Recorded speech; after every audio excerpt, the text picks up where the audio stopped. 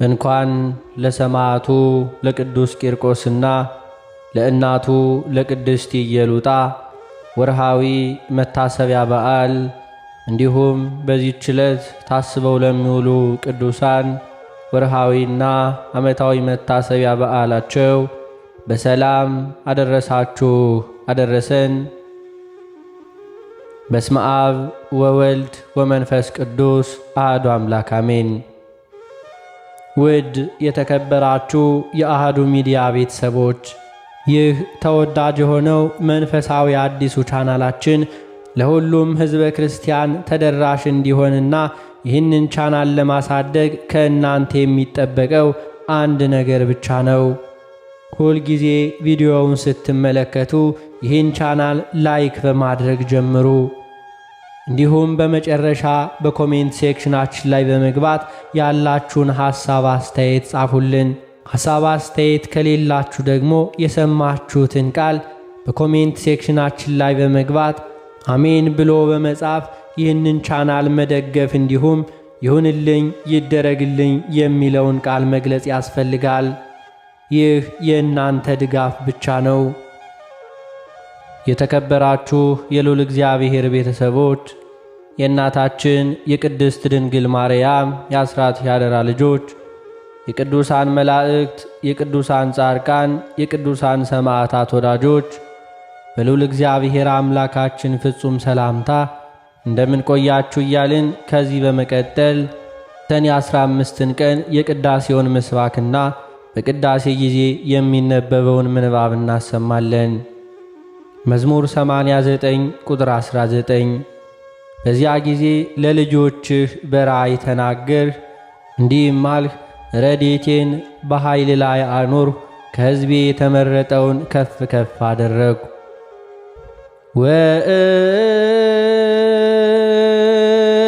ወእቶ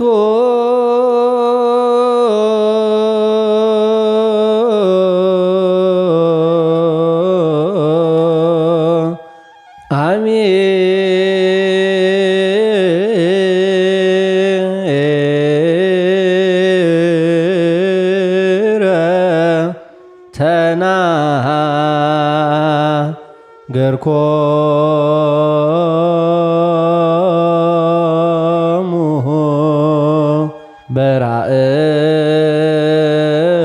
በራእይ ለደቂቅከ ወትብየ ርእሲ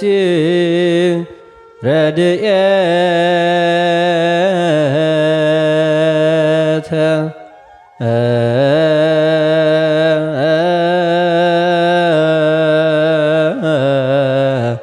በላ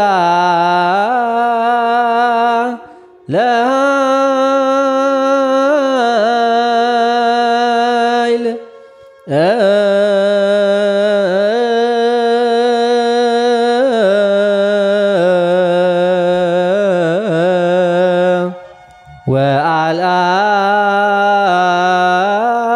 ወአልአልኩ ሩየ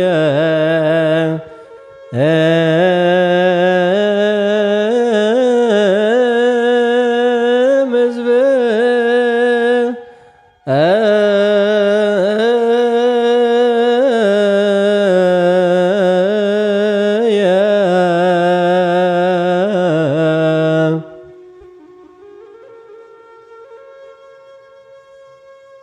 በሰኔ 15 ቀን በቅዳሴ ጊዜ የሚነበብ የመጀመሪያው ምንባብ የሐዋርያው የቅዱስ ጳውሎስ መልእክት ወደ ኤፌሶን ሰዎች ምዕራፍ 6 ቁጥር 10 እስከ ፍጻሜ። ቃሉም እንዲህ ይላል፣ በቀረውስ በጌታና በኃይሉ ችሎት የበረታችሁ ሁኑ፣ የዲያብሎስን ሽንገላ ትቃወሙ ዘንድ እንዲቻላችሁ የእግዚአብሔርን ዕቃ ጦር ሁሉ ልበሱ። መጋደላችን ከደምና ከሥጋ ጋር አይደለምና ከአለቆችና ከሥልጣናት ጋር ከዚህ ከጨለማ ዓለም ገዦች ጋር በሰማያዊውም ስፍራ ካለ ከክፋት መንፈሳውያን ሰራዊት ጋር ነው እንጂ። ስለዚህ በክፉ ቀን ለመቃወም ሁሉንም ፈጽማችሁ ለመቆም እንድትችሉ የእግዚአብሔርን ዕቃ ጦር አንሱ። እንግዲህ ወገባችሁን በእውነት ታጥቃችሁ የጽድቅንም ጦሩን ለብሳችሁ በሰላም ወንጌልን በመዘጋጀት እግሮቻችሁ ተጫምተው ቆሙ። በሁሉም ላይ ጨምራችሁ የሚንበለበሉትን የክፉውን ፍላጻዎች ሁሉ ልታጠፉ የምትችሉበትን የእምነትን ጋሻ አንሱ። የመዳንንም ራስ ቁር የመንፈስንም ሰይፍ ያዙ፣ እርሱም የእግዚአብሔር ቃል ነው። በጸሎትና በልመናም ሁሉ ዘወትር በመንፈስ ጸልዩ። በዚህም ሐሳብ ስለ ቅዱሳን ሁሉ የለመናችሁ በመጽናት ሁሉ ትጉ። ደግሞ የወንጌልን ምስጢር በግልጥ እንዳስታውቅ አፌን በመክፈት ቃል ይሰጠኝ ዘንድ ስለ እኔ ለምኑ። ስለ ወንጌልም በሰንበት መልእክተኛ የሆንሁ መናገር እንደሚገባኝ ስለ እርሱ በግልጥ እናገር ዘንድ ለምኑ። ነገር ግን እናንተ ደግሞ እንዴት እንዳለው ኑሮዬንም እንድታውቁ የተወደደ ወንድምና በጌታ የታመነ አገልጋይ ቲኪቆስ ሁሉን ያስታውቃችኋል። ወሬያችንን እንድታውቁና ልባችሁን እንዲያጽናና ወደ እናንተ የምልከው ስለዚህ ምክንያት ነው። ከእግዚአብሔር አብ ከጌታም ከኢየሱስ ክርስቶስ ሰላምና ፍቅር ከእምነት ጋር ለወንድሞች ይሁን። ጌታችንን ኢየሱስ ክርስቶስን ባለመጥፋት ከሚወዱ ሁሉ ጋር ጸጋ ይሁን። አሜን።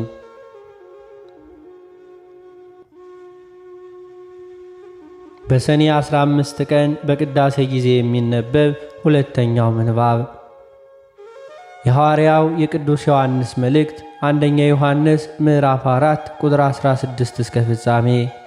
ቃሉም እንዲህ ይላል። እኛም እግዚአብሔር ለእኛ ያለውን ፍቅር አውቀናል አምነንማል። እግዚአብሔር ፍቅር ነው። በፍቅርም የሚኖር በእግዚአብሔር ኃይል እግዚአብሔርም በእርሱ ይኖራል። በፍርድ ቀን ድፍረት ይሆንልን ዘንድ ፍቅር በዚህ ከእኛ ጋር ተፈጽሟል። እርሱ እንዳለ እኛ ደግሞ እንደዚሁ በዚህ ዓለም ነንና። ፍጹም ፍቅር ፍርሃትን አውጥቶ ይጥላል እንጂ በፍቅር ፍርሃት የለም። ፍርሃት ቅጣት አለውና የሚፈራም ሰው ፍቅሩ ፍጹም አይደለም። እርሱ አስቀድሞ ወዶናልና እኛ እንወደዋለን። ማንም እግዚአብሔርን እወዳለሁ እያለ ወንድሙን ቢጠላ ሐሰተኛ ነው። ያየውን ወንድሙን የማይወድ ያላየውን እግዚአብሔርን ሊወደው እንዴት ይችላል? እግዚአብሔርንም የሚወድ ወንድሙን ደግሞ እንዲወድ ይህች ትእዛዝ ከእርሱ አለችን።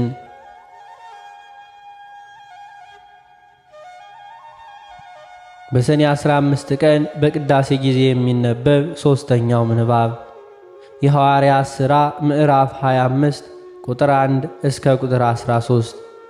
ቃሉም እንዲህ ይላል። ፊስጦስም ወደ አውራጃው ገብቶ ከ3 ቀን በኋላ ከቂሳርያ ወደ ኢየሩሳሌም ወጣ። የካህናቱ አለቆችና የአይሁድም ታላላቆች በጳውሎስ ላይ አመለከቱ። ጳውሎስንም ሲቃወም እንዲያደላላቸው ለመኑ። በመንገድ ሸምቀው ይገሉት ዘንድ አስበው ወደ ኢየሩሳሌም እንዲያስወጣው ማለዱት። ፊስጦስ ግን ጳውሎስ በቂሳርያ እንዲጠብቅ እርሱም ራሱ ወደዚያ ፈጥኖ ይሄድ ዘንድ እንዳለው መለሰላቸው።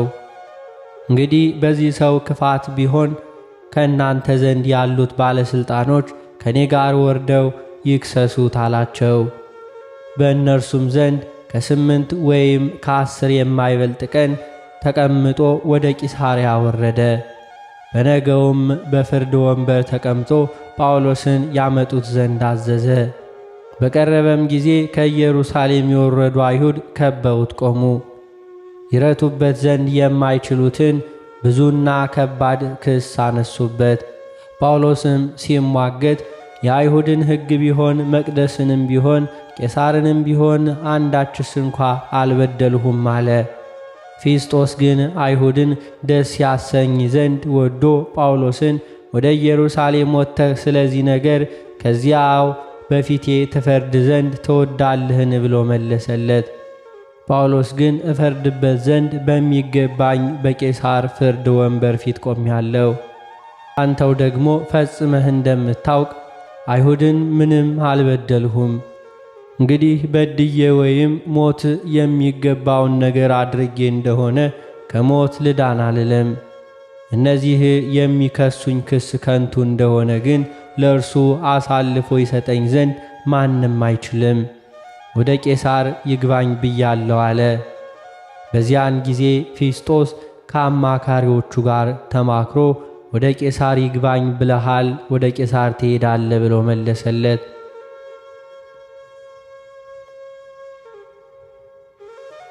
በሰኔ 15 ቀን በቅዳሴ ጊዜ የሚነበብ የወንጌል ምንባብ የማቴዎስ ወንጌል ምዕራፍ 13 ቁጥር 44 እስከ ቁጥር 51።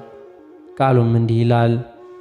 ደግሞ መንግሥተ ሰማያት በእርሻ ውስጥ የተሰወረውን መዝገብ ትመስላለች። ሰውም አግኝቶ ሰወረው። ከደስታውም የተነሳ ሄዶ ያለውን ሁሉ ሸጠና ያን እርሻ ገዛ። ደግሞ መንግሥተ ሰማያት መልካምን ዕንቁ የሚሻ ነጋዴን ትመስላለች። ዋጋውም እጅግ የበዛ አንዲት ዕንቁ ባገኘ ጊዜ ሄዶ ያለውን ሁሉ ሸጠና ገዛት።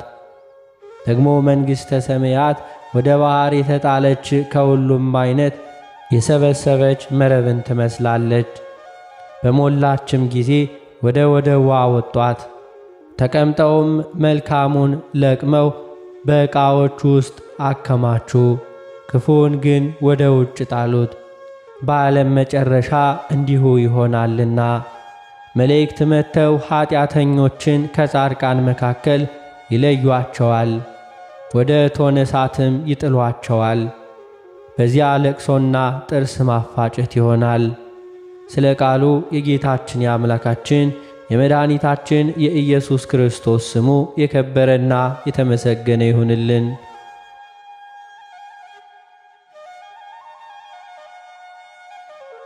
የተከበራችሁ የልዑል እግዚአብሔር ቤተሰቦች፣ ከዚህ በመቀጠል የቅዱስ ቂርቆስና የእናቱ የቅድስት ኢየሉጣን ገድላቸውን እናሰማለን። በስመ አብ ወወልድ ወመንፈስ ቅዱስ አሐዱ አምላክ አሜን። አንድ አምላክ በሚሆን በአብ በወልድ በመንፈስ ቅዱስ ስም እናምናለን፣ ዛሬም ዘወትርም ለዘላለሙ አሜን። ቅዱስ ቂርቆስም እንዲህ እያለ የድርሳኑን ጸሎት ጀመረ። በመንግሥት በር በነበርኩ ጊዜ ይኸውም የእግዚአብሔር ቤት ነው፣ በዕንቁ የተለበጠ መጽሐፍን ሰጠኝ። ጸሎቴ ቅድስት ቤተ ክርስቲያን ናት፣ ዕንቁም የእግዚአብሔር አምላክ ቃል ነው። መጽሐፌም መንፈስ ቅዱስ ነው። ፍጹም ጨለማ ወዳለበት ብርሃን ኮከብ ጨረቃና ፀሐይም ወደ ሌለበት ሀገር ላከኝ። ትርጓሜዋም ለንጽሐቶስ ወደ ሆነ መጀመሪያ ወደምትገኘዋ ሀገር ደረስኩ። ከዚያም በደረታቸው በላይ ሰው የሆኑ በእጃቸውም ፈረስ ይዘው አገኘው። ሁለንተናቸው አህያ ይመስላል። ከደረታቸውም ሰው መሰል ኅብረ ብዙ አራዊትና መርዛማ እባብ አለበት። እነዚህ ሁሉ ይገሉኝ ዘንድ ወደዱ። መጽሐፌም አስወገዳቸው። እኔም አሸዋማ ወንዝ ካለበት ባቢሎን ደረስኩ። እንደ ዕብራዊው ምኵራብም ከዕለተ ሰንበት በስተቀር መሻገር የሚቻለው አልነበረም። እኔ ግን በእግዚአብሔር ኃይል በዕለተ ሐሙስ ተሻገርሁት። ከዋሻው የሚወጣው ውሃም እንዲህ ነበር። በዚህ ወንዝ ያለውን ውሃ ማየት የሚቻለው አልነበረም። ወንዙን ተሻግሬ ከባሕሩ ማዶ ካለች ሀገር ደረስኩ። ከዚያም ከደረታቸው በላይ ሰው፣ በታች ደግሞ ፈረስ የሚመስሉ አገኘው። በታች በኩልም ፈረስና መርዛማ እባቦች፣ ብዙ አጋንንትና 13,000 እባቦች፣ በላይና በታች 309 እንዲሁ ኅብረ ብዙ አራዊት ነበሩ። ቁጥራቸውም የበዛ ክፉ አጋንንትም ነበሩ። ይህ እባብም ታላቅ ነው፣ ጅራቱም በአፉ ነው። በጠዋት ይወጣል፣ አንድ ነው፣ በፊቱም ወደ ጥፋት መንገድ ይሮጣል። ጥርሶቹም እንደ ተሳሉ ሰይፎች ናቸው። ጎኖቹም የወርቅና የብር ናቸው። አንገቱም ከብረት የተሠራ ነው። ጥፍሮቹም የብረት ናቸው። ሆዱም አለታማ ድንጋይ፣ ምግቡም ጳጳር የተባለ ምግብ ነው። ከፊቱና ከአፍንጮቹም የእሳት ነበልባል ይወጣ ነበር።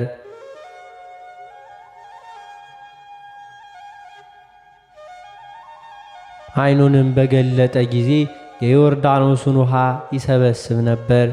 ዓይኑም ደረቅ ነበር።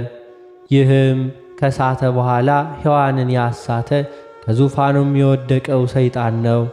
ይህ አዳምን ከገነት ያወጣው እባብ ነው። ይህ ወንድሙን ይገድል ዘንድ ቃየልን ያስተማረው ነው። ይህ እግዚአብሔር በምድር ላይ ጥፋትን እንዲያመጣ በሰው ላይ ክፋትን ያበዛ እባብ ነው። የረአይትን ልባቸው እንዲታበይ ያደረገ ይህ እባብ ነው። ይህ እባብ ኀጢአትን ሁሉ ያመጣ ነው። በእስራኤል ልጆች ላይ የፈርዖንን ሚስት ልቦና ክፉ ያደረገ ይህ እባብ ነው። ይህ እባብ የፈርዖንን ልብ ያደነደነው ነው። እስራኤል የላም ጣዖት እንዲሰሩ ያሳሰባቸው ይህ እባብ ነው። በቤርሳቤህ ደም ግባት ምክንያት ዳዊትን ያሳተው ይህ እባብ ነው። ይህ እባብ ሶሎሞንን ከጣዖት በኋላ እንዲከተል ያደረገው ነው። ሕዝቦቹም እንዳይመለሱ በኢየሩሳሌም ለእግዚአብሔር እንዳይሰግዱ ኢዮርብዓምን የወርቅ ጣዖት እንዲሠራ ያሳተው ይህ እባብ ነው። ይህ እባብ በዘሩባቤል ዘመን ኤልያስን ያሳደደው ነው። ርኩስ ጣዖትን እንዲሠራ በእግዚአብሔር ቤት እንዲያቆም ምናሴን ያስተማረው የመራው ይህ እባብ ነው። በዓለም ላይ ሁሉን እንዲሁ ጣዖት ያመልኩ ዘንድ ያደረገ ይህ እባብ ነው። በመጀመሪያ ስለ ሳተ የሰዎች ጠላት ይህ እባብ ነውና።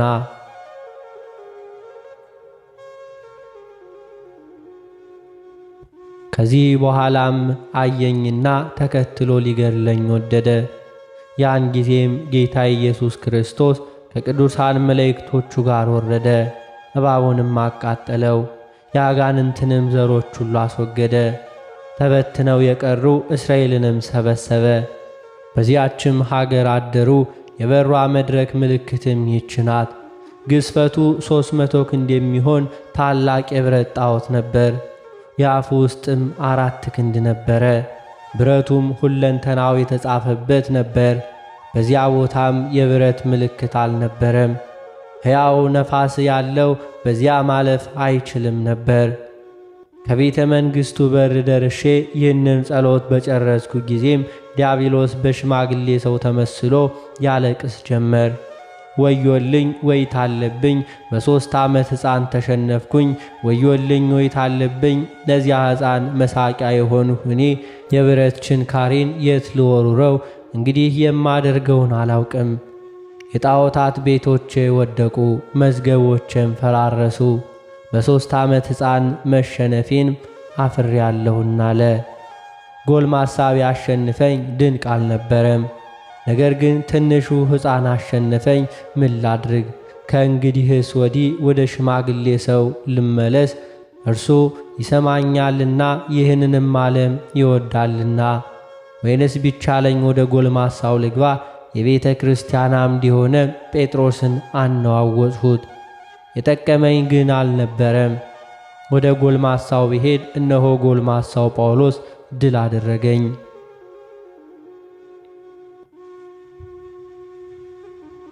ወደ ታናሹ ሕፃን ልግባ ብል ከዚህ ሕፃን ያነሰ የለም።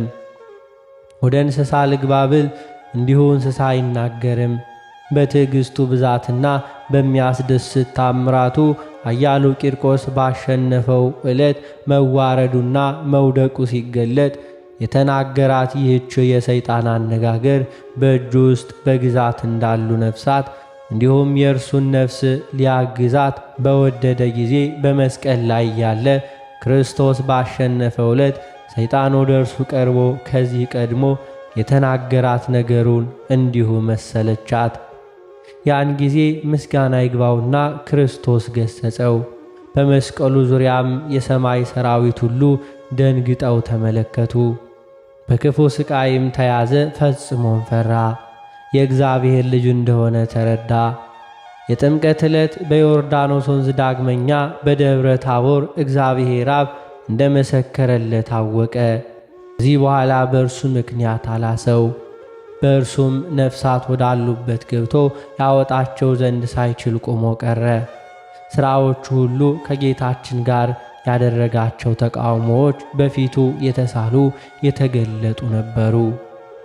ከዚህ በኋላ እስከሚወድቅ ድረስ ጥንቱን ከመላእክት ጋር የነበረውን ክብሩን አስታወሰ። እግዚአብሔርም ከእርሱ ክፋት የተነሳ የወስድበት ቢቻለው የወደደውን ያደርግ ዘንድ ኃይሉን ተወለት።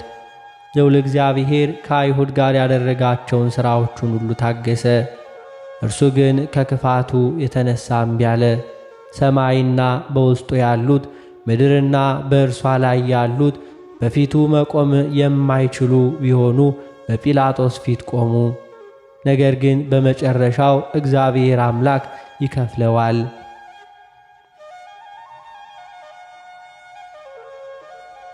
ከዚህ በፊትና ከዚህ በኋላ የሆነውን እንተወውና ያን ጊዜ ሰይጣን ሥጋን ተዋህዶ ከስልጣኔ ያሸነፈኝ ማን ነው? ከሙታን ተነስቶ ሲኦልን ረግጦ ሞትን በሞቱ አጠፋው እስከሚለው ድረስ ያለውን አሰምቶ ተናገረ። ከዚህ በኋላ ሰይጣን አሸናፊነት ለአሸናፊው ቂርቆስ፣ ተሸናፊነት ደግሞ በእርሱ ላይ እንደሆነች በተረዳ ጊዜ ከዚህ በኋላ ወደ ገዢው ልቡን አገባለሁ፣ በሕይወቱ እንዳይኖር እገድለዋለሁ፣ ከዚህ ሕፃን ድካም አርፋለሁ አለ። ያን ጊዜ ገዢው ባለሟሎቹን በፊታችን ሰይጣንን በጥንቁልናው እንደሚያስለቅሰው ተመለከታችሁን? ያልሰማነው ምስጢር ነገርም አላቸው። ያን ጊዜ ማር ቂርቆስ ጸለየ፣ ቀዝቃዛ ውሃም አፈለቀ። 11,004 ሰዎችን ረጫቸው፣ የንስሐ ጥምቀት ሆነላቸው። ከዚህ በኋላም ከሚፈላው የውሃ ጋን ውስጥ ወጣ። ከወታደሮችም 40 ወንዶችን ገደለ። ገዢውም ከዚህ ውሃ መድኃኒት አድርጎበት እንደሆነ እንጃለ። ገዢውም ጋኑን ይመለከት ዘንድ ቀረበ። ቅዱስ ቂርቆስም 3 ጣቶቹን ነከረና በገዢው አንገት አስቀመጠው።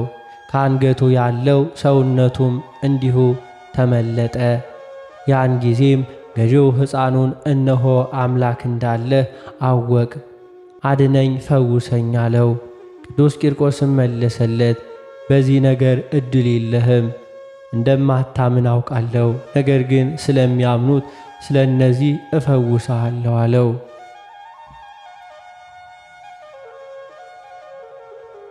ቅዱስ ቂርቆስም ጸለየና የተመለጠች አንገቱን አዳነው። ብፁዕ የሚሆን ነቢይ ሊከቡት በመጡ ጠላቶቹ ላይ ጸልዮ ዓይኑን አሳውሮ በሥልጣኑ ሥር እንዳደረጋቸውና ምግብና ውሃ እንደሰጣቸው ሁሉ ብፁዕ ቂርቆስም በጠላቱ ላይ ይህንን ቸርነት አደረገ። በዚህም ምሕረቱንና ቸርነቱን አድርጓል። ገዢውም አንገቱ እንደዳነ በተመለከተ ጊዜ ጮኸ፣ አልፋ ሆይ ምስጉነ ሰራጉኤል፣ አጶሎንና አቴናና አርአያ ሆይ የተመሰገናችሁ ናችሁ። ክብርን የተመላችሁ ለአርጤምስ ምስጋና ይሁን። የሰማይ አምላክ አንተ ክርስቶስ ምስጉን ነህ አለ። ከዚህ በኋላም ሰማዕቱ ቂርቆስ ለአማልክቶቻችን የአጋንንትን ስም መጥራት አስቀድመ ከዚህ በኋላም የክርስቶስን ስም ጠራህን? ለሁለት ጌቶች መገዛት የሚችል ባሪያ የለም። ይህ ካልሆነ ግን አንዱን ይወስዳል፣ ሌላውን ይጠላል። በቁዝ ዘመነ መንግሥት የእስራኤል ልጆች እግዚአብሔርን ሳይፈሩ ጣዖታቱን ያመልኩ እንደነበር አንተም እንደዚሁ ታደርጋለህን አለው። ገዢውም እኔ ከምታደርስብኝ ሥቃይ እድን ዘንድ ሁሉንም አማልክት ተማጸንኋቸው አለው። ገዢውም ከዚያ ቦታ ወደ ሌላ ቦታ ሄደ። በዚያም 70 ሰው ሊያንቀሳቅሰው የማይችለውን የተንከባለለ ድንጋይ አገኘ። ገዢውም ያን ድንጋይ ይከፍቱት ዘንድ አዘዘ። የቅዱሳኑንም ራስ ከነጭናቸው ድረስ እንዲህ አድርጎ ውስጡን እንዲሁ በሳው፣ ሸነቆረውም። ስለታማ የእርሳስና የናስ ብረት አደረገበት። በውስጡም ማሰቀያ መሳሪያ ቆመ።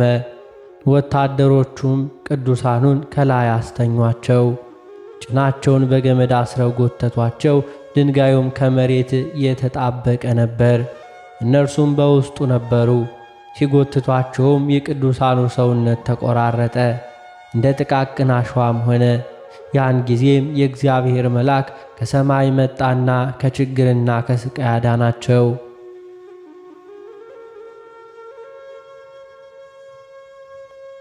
ገዢውም እነዚህን ሰዎች በስድስተኛው ችሎት በሰይፍ ካልቀጣኋቸው የሚችላቸው የለም አለ።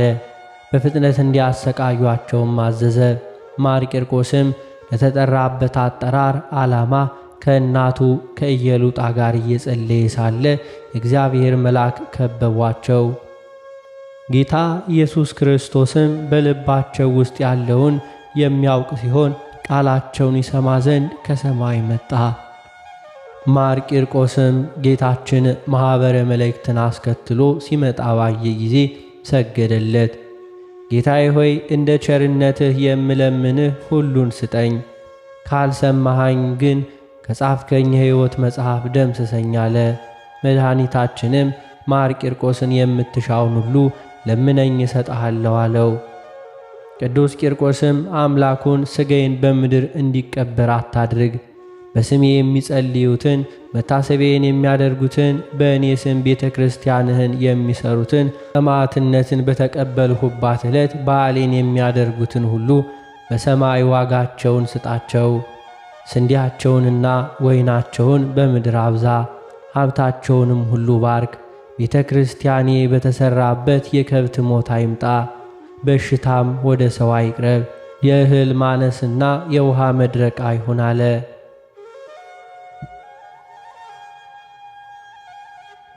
ከዚያም የእግዚአብሔር ቃል መንፈሳዊ ትምህርት አይጉደል፣ የተጋድሎዬንም መጽሐፍ የጻፉትን በገንዘባቸውም ያጻፉትን በኋለኛው ዘመን ዋጋቸውን አድላቸው። የተጋድሎዬን መጽሐፍ የሚያነቡትን በስሜ መባ የሚያስገቡትን ለችግረኞች ገንዘባቸውን የሚሰጡትን መልካም የሆነ ዋጋቸውን ስጣቸው። ጋኔን ያደረበት ሰው ወደ ቤተ ክርስቲያኔ ከመጣ ይፈወስ፣ ሰይጣንም ከእርሱ ይወገድ። ያደረበት ሰውም ሰላምን ያገኝ። ብዙ ኃጢአት ያለበት ሰው ወደ ቤተ ክርስቲያኔ መጥቶ ስሜን በመጥራት ከጸለየ፣ በፍጹም ልብ ከለመነ፣ ካለቀሰ የዕዳ ደብዳቤውንና ኃጢአቱን ደምስስለት እያለ ጸለየ። መድኃኔ ዓለምም የለመንከኝን ሁሉ አንተ ያላሰብከውን እሰጥሃለሁ። እነሆ በቤተ ክርስቲያን 300 መላእክት ሾማለሁ፣ በወረቀትም ይጻፉት፣ ለእኔ ትሰጠኝ ዘንድ ይሰጡሃል። አንተ ከሰባቱ ሊቃነ መላእክት ጋር በቀኝ እንደምትቆምም ጠንቅቀህ እወቅ። እነሆ ሥጋህንም በሰረገላ ኤልያስ አስቀምጣለሁ። ከመንገድ ጠራጊው ከዮሐንስ መጥምቅ በቀር ሴቶች ከወለዷቸው እንዳንተ ያለ አልተገኘምና አለው። ምስጋና ይግባውና መድኃኒታችን ኢየሱስ ክርስቶስ ይህን ቃል ኪዳን ሰጠው። በዚያን ጊዜ ድል አድራጊው ቂርቆስ ሰማዕትነትን ተቀበለ፣ ታላቅ ብርሃንም ሆነ። ጥር 15 ቀን ተጋድሎውን ፈጸመ። የተባረከች ኢየሉጣም ከሌሊቱ በ2 ሰዓት ለ40 አጥቢያ ሰማዕትነትን ተቀበለች። ሕይወትንም የሚያድል ጌታችን ኢየሱስ ክርስቶስ የፀሐይ ብርሃን የማይስተካከለውን የክብር አክሊል ከራሳቸው አኖረ።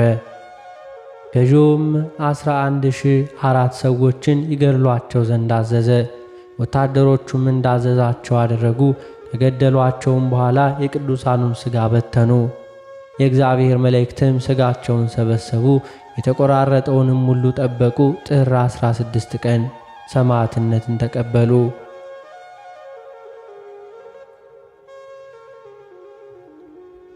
ጠያቂ ሰው ሕፃኑ ቂርቆስ የ3 ዓመት ሕፃን ነው። ብዙ ሽማግሌዎች ሊጀምሩት እንኳን የማይችሉትን ይህን ያክል ተጋድሎ እንዴት አበዛ ቢሎ ቢጠይቀን እኛም እንዲህ ብለን እንመልስለታለን። ይህስ ከማርታና ከእህቷ ከማርያም ጋር ይመሳሰላል። ጌታችን ከማርታ ምግባር ይልቅ የማርያምን ምግባር ፈጽሞ አመስግኖታል። ማርታ በሥጋዋ ሥጋን አገለገለች፣ ይኸውም ምድራዊ ምግብ ማዘጋጀት ነው። ማርያም ግን በመንፈስ ቅዱስ መንፈሳዊ አገልግሎትን አገለገለች፣ ይኸውም የእግዚአብሔርን ቃል መስማት መማር ነው። ጽድቅ በዕድሜ ብዛት አይደለም፣ አገልግሎትም ለዮሐንስ ከጴጥሮስ ይልቅ ክርስቶስን መውደድ ነው። የብፅዕት ኢየሉጣ ሕፃን ከሮም ሴቶች ይልቅ የተባረከች እንዳትሆን አልከለከላትም። እንደ ባልቴቷ ኤልሳቤጥና በቤተ መቅደስ ለ84 ዓመት ያህል በጾምና በጸሎት እንዳገለገለች እንደ ሩፋኤል ልጅ እንደ ነቢይቷ ሐና ጸጋ የተሞላች ሆነች እንጂ ጽድቅም ብዙ ነገር በማቅረብ አይደለም። ጌታችን ሁለት ጸሪቅ ስላስቀመጠችዋ ሴት ይህች ሴት ከባለጸጎች ይልቅ አብዝታ አመጣች ብሏልና። ቀራጩም ጾሙ ምጽዋቱና ጸሎቱ ብዙ ከሆነ ከፈሪሳዊ ይልቅ በትሕትናው ጸደቀ። በፈሪሳዊው በስምዖንም ቤት እያለ በእንባዋ የፍቅሯን ጽናት የገለጠች ኃጢአተኛዋ ሴት እግዚአብሔር አመሰገናት፣ ፈጽሞም ወደዳት፣ ብዙ ኃጢአቷንም ይቅር አላት። በቀኝ የተሰቀለው ወንበዴም በሚሞትበት ጊዜ ራሱን ወቀሰ። በመንግሥቱ በሚመጣበት ጊዜ እንዲያስበውም ጌታችንን ተማጸነ፣ ገነትም ወሰደው። የሕፃኑ የቂርቆስ ተጋድሎ ብዙ ነው። የእግዚአብሔር ጸጋም በዝቶለታል። ዕድሜዎቹ 3 ዓመታት ናቸው። በእግዚአብሔርና መላእክት ዘንድ ግን የተመሰገኑ ናቸው፣ ጥቅም ከሌላቸው ከአእላፍ ዘመናት ይሻላሉና። አሁንም ማር ቂርቆስ ዘወትር በእግዚአብሔር ቀኝ ቆሟል፣ ለእኛም ይቅርታን ይለምናልና። የሰማዕቱና የሕፃኑ የቂርቆስ የእናቱ የቅድስት ኢየሉጣ ተጋድሎን የሚናገር መጽሐፊ ነው። ጸሎታቸውና በረከታቸው የረዳትነታቸው ሀብት ከእኛ ከሁላችን ሕዝበ ክርስቲያን ጋር ይሁን ለዘላለሙ አሜን።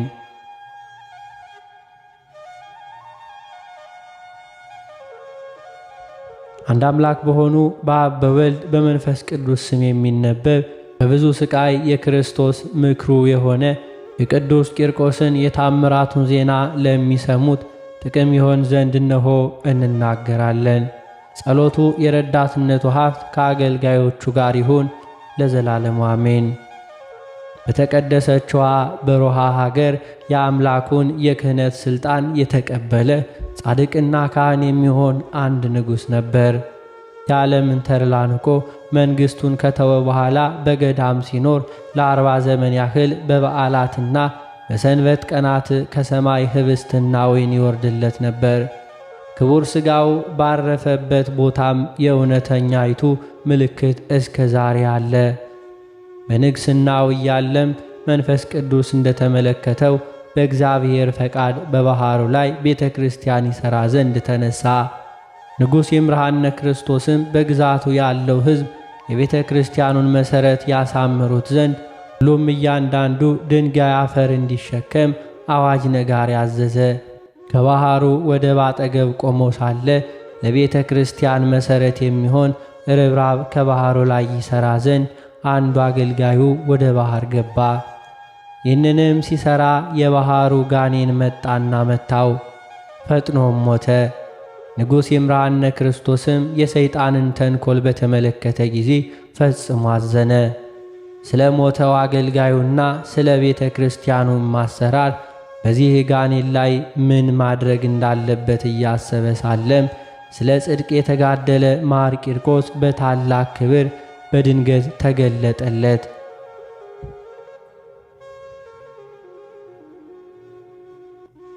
ተቀብተህ የነገሥክና የከበርክ ካህን ሆይ ሰላም ላንተ ይሁን። አገልጋይህን እኔ አስነሳልሃለሁ፣ ጋኔኑም በአምላኬ ሥልጣን እበቀለዋለሁ። በሚደረግልህ በዚህ ቦታ በምታንጸው ቤተ መቅደስም በስሜ የተሰየመውን ታቦት አስቀምጥ አለው። ንጉሡም ለክርስቶስ ሰማዕት እሺ እንዳልከኝ አደርጋለሁ ማለት መለሰ። ያን ጊዜ ማር ቂርቆስ እጁን ዘረጋና የጋኔኑን የራስ ፀጉሩን ያዘው፣ ከባሕሩም ውስጥ አወጣው። ቁመቱም እጅግ ረዝም ነበር። ሁለንተናውም በእሳት እንደተቃጠለ ግንድ ጥቁር ነበር። በተቀደሰችዋ ከሮሃ ሀገር እስከ ምዕራብ ጎጃም ድረስ እንደ ድንጋይ ወነጨፈው፣ በዚያም ሞተ። የሞተውም አገልጋይ ተነሣ፣ ንጉሡም ፈጽሞ ተደሰተ። ይህችን ቤተ መቅደስም ከሩቅ 5 ጊዜ የእንዶድ እንጨት እየተሸከመ ሠራት። ከአገልጋዮቹ ጋር ሲሠራ ይውል ነበር። ጌታችን ኢየሱስ ክርስቶስም የመቅደሷን አሰራር እያመለከተው ከእርሱ ጋር ነበር። የቤተ ክርስቲያኒቱ ሥራ ከተፈጸመ በኋላ ንጉሡ ይምርሃነ ክርስቶስ በሕፃኑ በቅዱስ ቂርቆስ የተሰየመውን ታቦት አስገባው። ይህችን ቤተ መቅደስም የሚያምር መልክ ባላቸው በከበሩ አልባሳት አስጌጣት። ጥቅምት 19 ቀንም ቀደሰባት። ወዳጆቹ ሆይ ሰማዕቱ ቅዱስ ቂርቆስ ለንጉሥ ይምርሃነ ክርስቶስ በአምላኩ ኃይል ያደረገለትን ታምር ተመልከቱ። ጸሎቱና በረከቱ ከወዳጆቹ ጋር ይሁን ለዘላለሙ አሜን።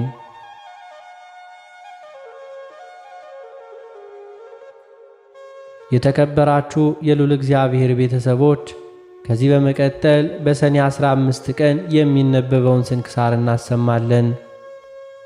በስመ አብ ወወልድ ወመንፈስ ቅዱስ አሐዱ አምላክ አሜን።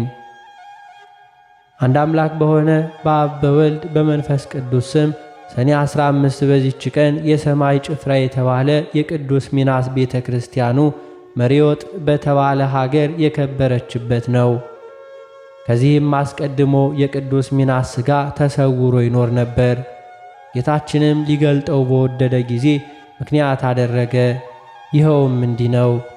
የቅዱስ ሚናስ ሥጋው ተደፍኖ በሚኖርበት ኮረብታ አቅራቢያ በጎችን የሚያረባ አንድ ሰው በጎቹን እየጠበቀ ይኖር ነበር። ከዚያ እረኛ በጎች ውስጥ ደዌ ያለበት አንዱ በግ በዚያ በኮረብታው አጠገብ ባለ የጉድጓድ ውሃ ተጠምቆ ወዲያውኑ ከደዌ ዳነ። እረኛውም አይቶ አደነቀ። ሌሎችንም ደዌ ያለባቸውን አመጣ። በዚያም ውሃ በታጠቡ ጊዜ ሁሉም ዳኑ። ከዚያም በኋላ ይህ በቦታው ሁሉ ታወቀ። ደዌ ያለባቸውም ሁሉ እየመጡ አፈሩን ከውሃ ጋር አንድ አድርገው ለውሰው በመቀባት ወዲያውኑ ይድኑ ነበር። ምክንያቱን ግን አላወቁም። በዚያ ውሃና በአፈር በሽተኞችን እንደሚያድን የዚያ በግ ጠባቂ ወሬው በሮም ንጉሥ ዘንድ ተሰማ። በንጉሡም በቁስል ደዌ የታመመች ልጅ ነበረችው። ወደ በግ ጠባቂውም ላካት። እርሱም በጎቹን እንዳዳነቻቸው አዳናት። እርሷም በተፈወሰች ጊዜ በዚያ ቦታ ፈውስ የሚደረግበትን ምክንያት ታውቅ ዘንድ ወደደች። ከዚህ በኋላ ቅዱስ ሚናስ በሕልም ተገለጸላትና ሥጋዬ በዚህ ቦታ ተደፍኖ ስለሚኖር እነሆ አስቆፍረሽ ታወጩ ዘንድ እግዚአብሔር አዞሻል አላት።